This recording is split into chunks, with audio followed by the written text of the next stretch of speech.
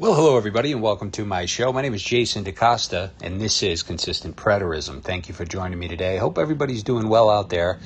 Just wanted to rant really quickly here about a couple of things that I was thinking about. Let's start right off with Romans chapter 2. Okay, now we're coming out of Romans 1, and for those of you who have heard my explanation on Romans 1, you know that it is not a universal historical account of the rebellion of all humanity, but rather it is a historical rundown of Israel's history and their rebellion and turning against their God. It is a very exclusive discourse, and it matches and mirrors that of Stephen in Acts chapter 7, which is also only about Israel. So if you haven't listened to any of my Romans 1 commentary, I encourage you to do so. But we're coming into Romans 2, and we're looking at verse 12 specifically. Okay, so in verse 12, it says this: "For as many as have sinned without law will also perish without law, and as many as have sinned in the law will be judged by the law." Now, this is interesting because the opposers to IO, and now pay attention, this is very important. The opposers of the IO viewpoint will argue that all humanity, without exception, has a law. Okay? Let me repeat that. The opposition to the IO viewpoint will argue, and always argues, that all humanity, without exception, has a law given by God. Okay? Let that sink in. Okay? Does anyone disagree? Obviously not. This is the argument. Okay? They say everybody has a law that's ingrained in them from God. Now, IOers differ and say, wait a minute, the Bible actually says that only Israel had God's law. Repeatedly, it states that in the Old Testament. Moses asks the people, what other nation has this law that your Lord has set before you today? In other words, the answer was none.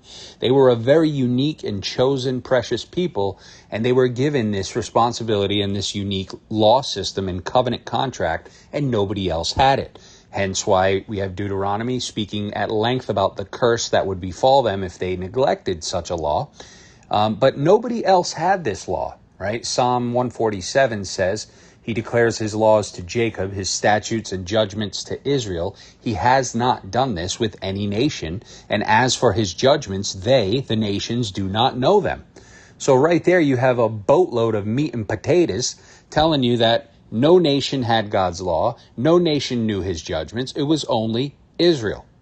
And that's just one of many, okay? This isn't just, let's look at one passage and make a doctrine about it. This is in pretty much every book in the Old Testament. It's in Daniel. It's in Jeremiah. It's in Deuteronomy. It's in Leviticus, okay? So only Israel had God's laws. But people will argue against IO and say, no, all humanity has God's laws. Well, again, let's read Romans chapter 2, verse 12, and forward again. "For as many as have sinned without law will also perish without law." So, wait a minute. Right off the bat, that should strike you as odd, right? How could one sin without law? If all humanity without distinction has God's law, well then, who are these who have sinned without law? Right? Just doesn't make sense. That should strike you as incredibly odd and should get you to really pay attention to the rest of the things that I'm about to tell you. Okay, so Romans 2 verse 12, it says, "For as many as have sinned without law will also perish without law." So clearly Paul is saying that there's individuals that are relevant to this story that have sinned without law. Well, if the law was written on everyone's hearts, how could that be? If everybody has that law on their heart without exception, how could many have sinned without law? Let's go on. He says, "And as many as have sinned in the law will be judged by the law. For not the hearers of the law are just in the sight of God, but the doers of the law will be justified." So we see that there's this law in focus here. And anti-IOers would say, no, there's one law on everybody's hearts, and the law of Israel was a separate law that was given only to them, okay, but everybody else still has this other law. Well, this doesn't work, okay, because for as many as have sinned without law will also perish without law. Clearly, no argument. We have those who are sinning without law. Okay?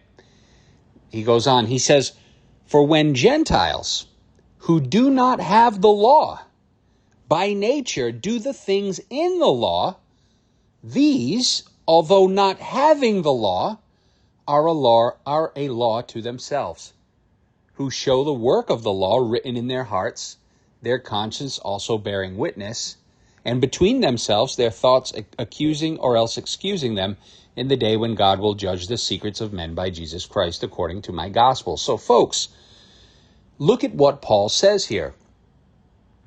He says, for when Gentiles, now remember, a Gentile is simply someone who is not observing the Torah. They're not observing the law of Moses. That's the dictionary definition of a Gentile. It's someone outside of Judaism. Okay? It has nothing to do with ethnicity. It can be anyone, an Israelite, a Greek, an Egyptian. Okay? But look what he says. He says, for when Gentiles who do not have the law by nature do the things in the law, these, although not having the law, are a law to themselves. Now, again, I beg you to consider this carefully. If it is true that every human being on planet Earth has the law of God, then what is Paul saying here? Let's read it again. For when Gentiles who do not have the law. Well, if everybody has the law, then what is Paul saying that these Gentiles do not have the law for? Those two things cannot work, folks.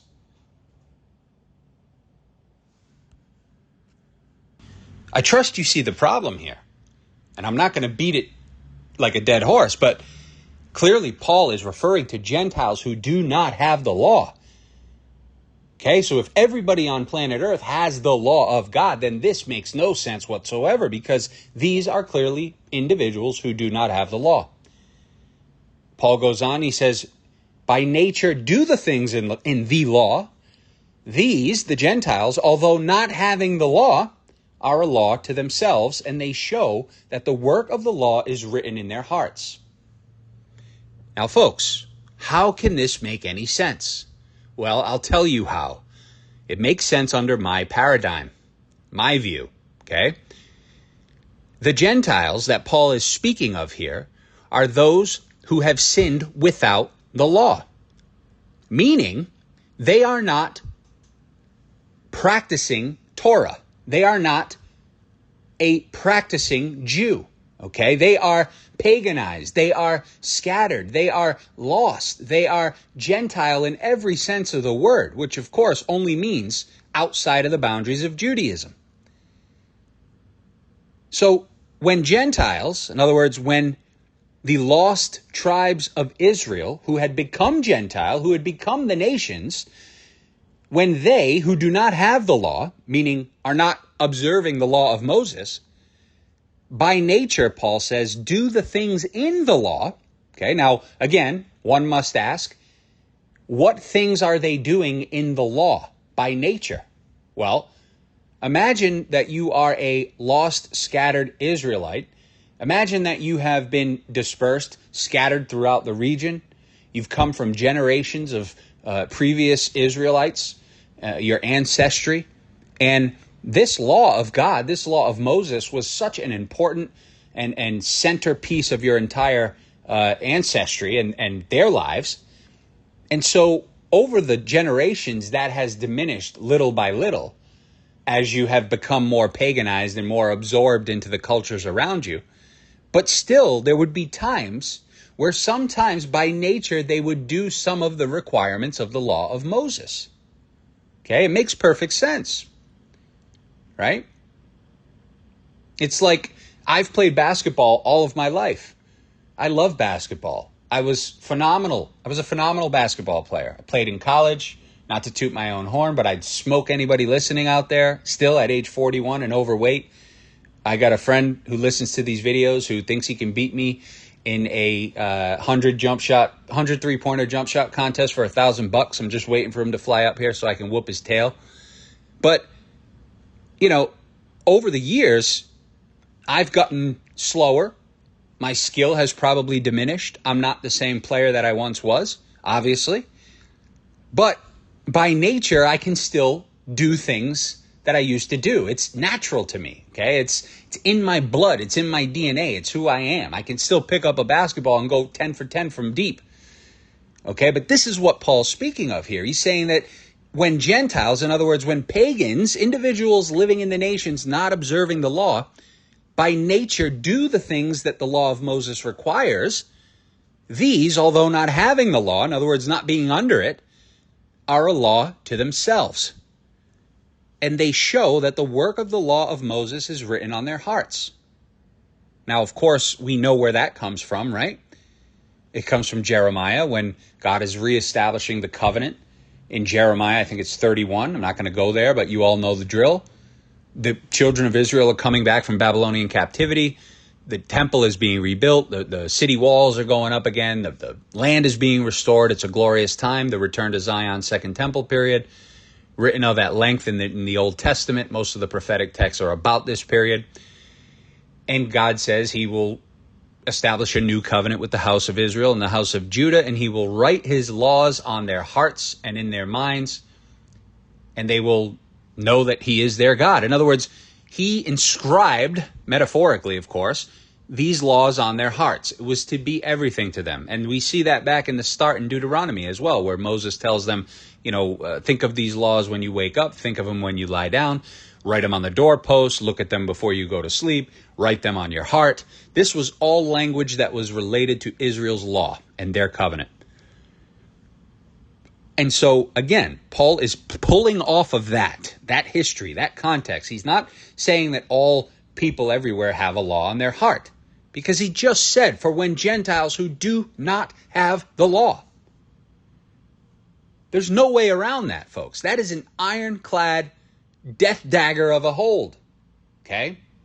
You cannot get out. You're turning blue, you're losing air, and your arguments are defeated. Okay, so not all humans had the law. The only law that's in focus here is the law of Moses. And so let's read it again with that understanding. For as many as have sinned without the law, meaning those outside of Torah, for as many Israelites who have sinned without the law, I should say, will also perish without the law. And as many as have sinned in the law, meaning the law-observant Israelites, will be judged by the law. For not the hearers of the law are just in the sight of God, but the doers of the law will be justified. For when Gentiles, in other words, for when non-law practicing Israelites, who do not have the law, by nature do the things in the law, these, although not having the law, are a law to themselves, who show the work of the law written in their hearts. That's a callback to the covenant statements made prior, okay? Their conscience also bearing witness, and between themselves their thoughts accusing or else excusing them in the day when God will judge the secrets of men by Christ Jesus, according to my gospel. So that is the whole story, folks, okay? I hope you picked up on that. This is one of the most powerful points you can make to show somebody that they're wrong, okay? No other nation had God's laws. Only Israel. That's the whole kit and caboodle here, all right? That's what's repeated throughout the story. No other nation, only Israel, had these laws. So it can't be speaking about all nations, all Gentiles here, if what these anti-IOers are saying is true, right? The anti-IOer says everybody without exception has a law on their heart. But Paul here in Romans 2 says, for when Gentiles who do not have the law by nature do things in the law, right? Well, they don't have the law. So that means they don't have it written on their hearts. Well, of course, we know that's not what Paul is talking about. Paul is talking about being physically practicing and observing Torah and not being physically and not practicing Torah. Those are the two groups. They were still bound by that code of conduct, those commandments, both parties, Jew and Gentile, because they both fall under the context and the umbrella of all Israel. But he's not talking universally here, because if he was, then you have a big problem, because for when Gentiles who do not have the law. Okay? Explain that. I know you can't. Folks, I hope you understood it. I hope it made sense. If you did, give it a like-a-rooski. If not, take a hike-a-rooski, and we'll catch you on that flip side. Take care, everyone. Bye-bye. And one last thing, I had to append a little section to the end of this just to add one more little thing to this. Now, obviously, when people hear this, they're going to try to squirm and kick and get out of it, right? Get out of the obvious implications here. And what they're going to do is they're going to say, well, I disagree with your interpretation because I believe that what Paul is saying is when Gentiles who do not have the law, in other words, what they're going to say is that Paul is saying that the Gentiles don't have the law of Moses, right? But of course, that doesn't work, right? Because the law in the context here of Romans 2 is clearly the law of Moses, right? Let's just read it real quick again. I'm just going to go back to it here so I can make this point. Okay. Romans 2, for as many as have sinned without the law will also perish without law. And as many as have sinned in the law will be judged by the law. For it's not the hearers of the law are just in the sight of God, but the doers of the law will be justified. Notice how the emphasis is on the word the, right? The only law in the story. He goes on, he says, for when Gentiles who do not have the law, by nature do the things in the law, these, although not having the law, are a law to themselves, who show the work of the law written on their hearts. So the law is the law of Moses, right? Because you can see that here. It says, for not the hearers of the law are just in the sight of God, but the doers of the law. So clearly they're hearing the law. This is the law of Moses, the only law that's in focus here. So if you make that argument and you say that, well, Paul is speaking of Gentiles that are not under the law of Moses, then you have to hold that true throughout everything that Paul says in that little discourse I just read. So what does that mean? Well, that means that you would have to agree that then Gentiles have the law of Moses written on their hearts, because the law that's in context here is clearly the law of Moses, right? No one would argue that, but they would try to make the differentiation and say that the law that the Gentiles didn't have here was being referred to as the law of Moses, or that's what he was speaking of.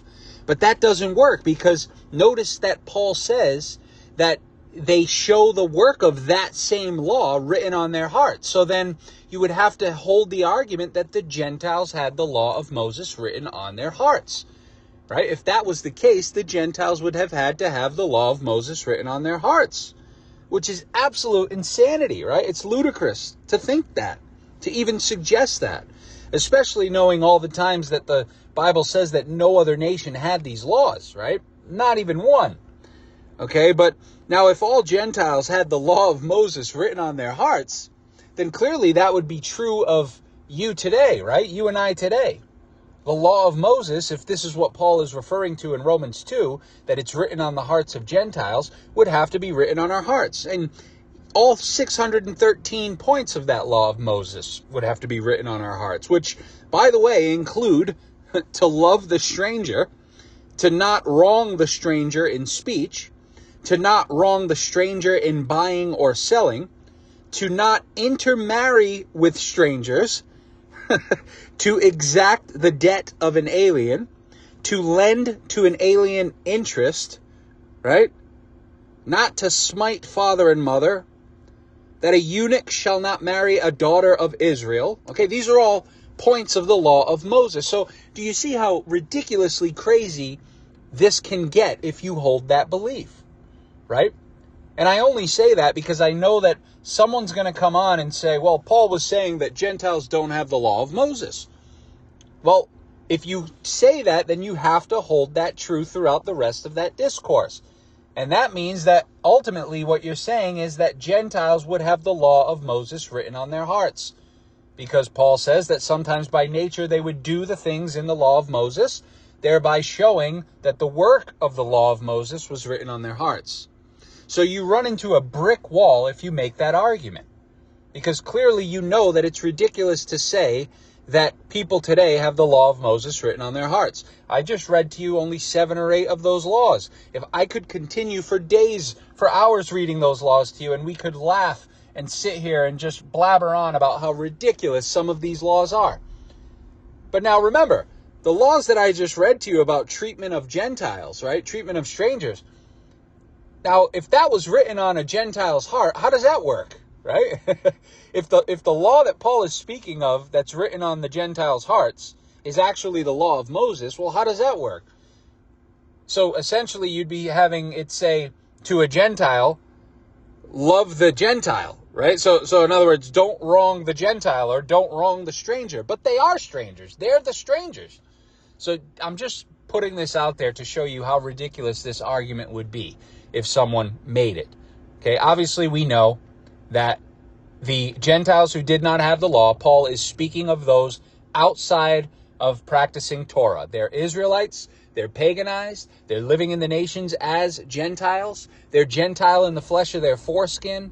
They're alienated from the commonwealth of Israel, strangers to the covenants of promise, but God is having mercy and calling them back. Yes, they were dead in trespasses and sins because they were supposed to be abiding by the covenant commandments, aka the laws of Moses, but they were buried. They were dead in trespasses and sins. Paul told the Colossians that they were dead in the trespass of being uncircumcised in the flesh of their foreskin. These are the Gentiles in every sense of the word, folks. And that is the bottom line. So Romans 2, case closed. There is no argument. If you say that Paul was speaking about Gentiles who had the law written on their hearts and he's speaking of the law of Moses, you run into a brick wall, and that just does not work. Folks, again, I hope you enjoyed it. If you did, give it a like. If not, take a hike, and we'll catch you on that next one. Take care, everyone. Bye-bye.